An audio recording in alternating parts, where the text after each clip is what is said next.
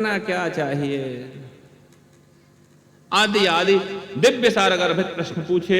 प्रधान प्रश्न यही था कि म्रियमाणस्य किम कर्तव्यम, मरणासन्न व्यक्ति को क्या करना चाहिए। सुखदेव आवारी जगह का वारे बेटा आवे की देर ना, भाई प्रश्न की झड़ी लगा दई। अब प्रश्न भी तुमने ऐसी पूछ दई, इस प्रश्न का उत्तर देना शुरू करो तो कितने दिन बीत जाएंगे मुझे ही ना पता। मैं तुम्हें क्या बताऊं कितने दिन बीत जाएंगे। फिर भी बालू के चबूतरे पर कुसकी आसनी बट वृक्ष की छांव में हमारे सुखदेव बाबा बैठ गए और परीक्षित को कथा सुनाने प्रारंभ कर दी। जब कोई मंगल आयोजन जिस भूमि पर हो जाता है वह भूमि जो है जागृत हो जाती है। कोई देवालय बढ़िया फोटो बनने से जागृत नहीं होता, कोई भूमि किसी भी वीआईपी के आने से जागृत नहीं होता। देवालय जागृत होता है मंत्र जप से और तपस्या से। भूमि जागृत होती है तपस्या से।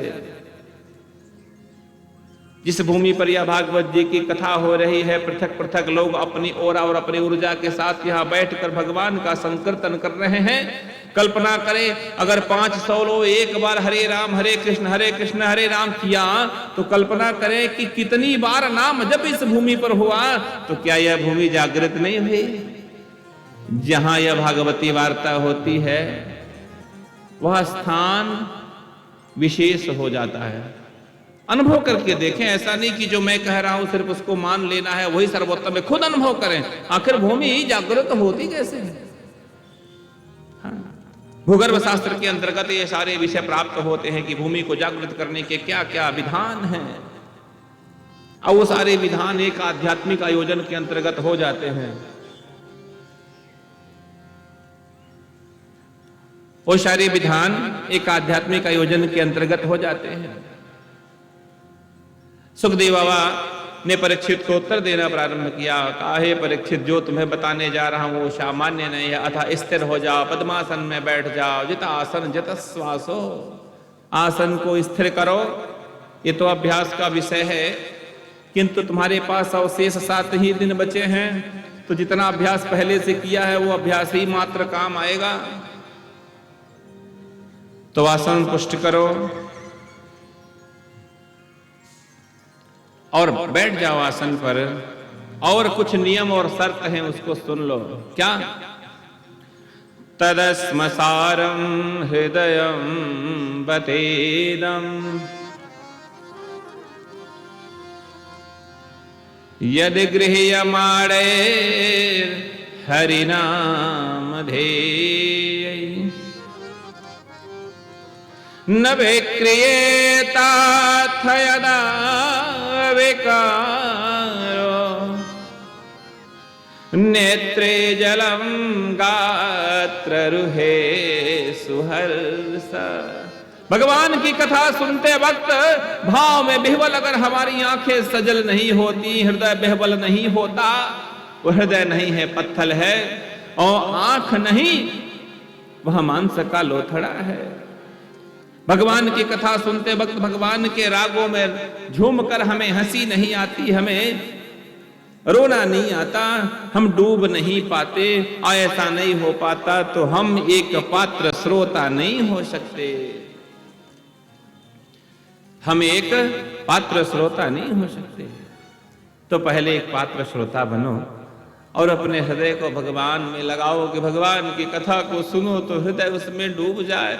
वक्ता तो फिर भी, श्रोता तो फिर भी स्वतंत्र है कि भगवान के राग में डूब गया तो अश्रुपात कर सकता है।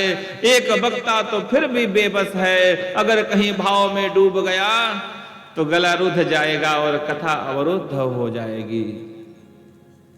वक्ता तो भाव में डूब भी नहीं सकता, लेकिन आप तो स्वतंत्र हो। जब राग आए तो डूबो, भगवान की भक्ति में गोता लगाओ ताकि जीवन भक्ति में बने। दूसरा बताया, हे परीक्षित देखो, इस संसार में हर व्यक्ति सुख के ही लिए कर्म करता है। कोई ये नहीं चाहता कि दुख हो। बड़ी सारगर्भित बात है यहाँ। हर व्यक्ति सुख के लिए कर्म करता है, कोई नहीं चाहता कि मुझे दुख हो, फिर भी दुख हो जाता है। होता है कि नहीं? सुखाय कर्माणि करोति लोके, सुख के लिए कर्म करता है हर व्यक्ति इस लोक में, संसार में, दुनिया में। सुखाय कर्माणि करोति लोके न तये सुखं वान्यदुपारमं वै विन्देत भूय तत एव दुःखम् यदत्र योक्तं भगवान् वदेन्न। सुखाय कर्माणि करोति लोके, सब सुख के लिए कर्म करते हैं, लेकिन प्राप्त दुख होता है, या दुख के लिए कोई कर्म नहीं करता फिर भी दुख प्राप्त हो जाता है, और सुख प्राप्त नहीं होता। बताना यह चाहता हूं, हे परीक्षित, तुम कर्माधिकारी हो, तुम अपना कर्तव्य करो, अपना कर्तव्य कर रहे हो, परिणाम इसका क्या आएगा ना मैं जानता हूं ना तुम जानते हो। आप श्रोता है, श्रोता बने, मैं वक्ता हूं, वक्ता बना रहा हूं। भगवान की कथा का आदान प्रदान हो, श्रवण और वाचन हो, कल्याण तो उसके हाथ में है। हम कर्माधिकारी हैं, प्राप्ति और लाभ तो भगवान के हाथ में है। तो सुख के लिए सब कर्म करते, किंतु दुख प्राप्त होता है क्योंकि वो लाभ उसके हाथ में नहीं है। हे परीक्षित, तुमने अपने जीवन में, अपने जान में सब उत्तम किया, लेकिन दैविक योजना के अंतर्गत आखिरकार ब्राह्मण के शाप से तुम पीड़ित आज यहां बैठे हो। लेकिन यदि शापित न होते तो क्या तू मेरा लाभ प्राप्त कर पाते? क्या तुम्हें लाभ न मिलता तो संसारियों का इस होने वाले भविष्य के लाभ से कल्याण हो पाता? हे परीक्षित, हर दुख में एक सुख छुपा होता है, तुम्हें मिले न मिले किसी और को मिल जाता है। यदि आप दुखी हैं तो आपके दुख में भी किसी को सुख मिल रहा है। आप सुखी हैं तो आपके सुख से किसी को दुख मिल रहा है। सब परमात्मा के ही अंश हैं, परमात्मा सबका संतुलन बनाए हुए। फिर बताना शुरू किया। सर्वप्रथम उस दिव्य भागवती वार्ता का उपदेश भगवान नारायण ने ब्रह्मा जी को चतुर्श्लोक की भागवत के माध्यम से करी। अहमेवा समेवाग्रे नान्यद यत सद सतपरम पश्चादहम यदेतच्च यो वसिष्येत सोऽस्म्यहम्। चतुर्श्लोक की भागवत का श्रवण आप भी कर लें, आगे कथा में चलेंगे। ऋतेर्थम जत प्रतीयेत न प्रतीयेत चात्मनि तद विद्यादात्मनो मायां यथा भासो तथा तम यथा महान्ति भूतानि भूतेषु चावचस्वनो प्रविष्टान्य प्रविष्टानि तथा ते सुनते स्वहम्। अन्वय व्यतिरेकाभ्यां यत् एतावदेव जिज्ञास्त्वं तत्त्व जिज्ञासुनात्मना अन्वय व्यतिरेकाभ्यां यत् स्यात् सर्वत्र सर्वदा। चतुर्श्लोकी भागवत का प्रथमोपदेश किया। कहा भगवान नारायण से ब्रह्मा जी को प्राप्त हो, ब्रह्मा जी से नारद जी को, सनकादियों को, सनकादि से नारद जी को, नारद जी से हमारे गुरुदेव भगवान पिताश्री वेदव्यासी को, उनसे मुझे प्राप्त हुआ। वह दिव्य भागवती वार्ता में तुम्हें सुनाने जा रहा हूं। हे परीक्षित, स्थिरचित्त होकर के सुनो और अपने जीवन के बचे हुए समय में भगवान में लगाकर अपने आप को पुष्ट करो। सबसे पहले मैं तुम्हें सृष्टि विस्तार का क्रम सुनाऊंगा। भगवान नारायण, जल से भगवान नारायण की उत्पत्ति हुई। भगवान नारायण के नाभि कमल से ब्रह्मा जी की उत्पत्ति हुई। ब्रह्मा जी को भगवान नारायण के द्वारा सृष्टि विस्तार का आदेश मिला।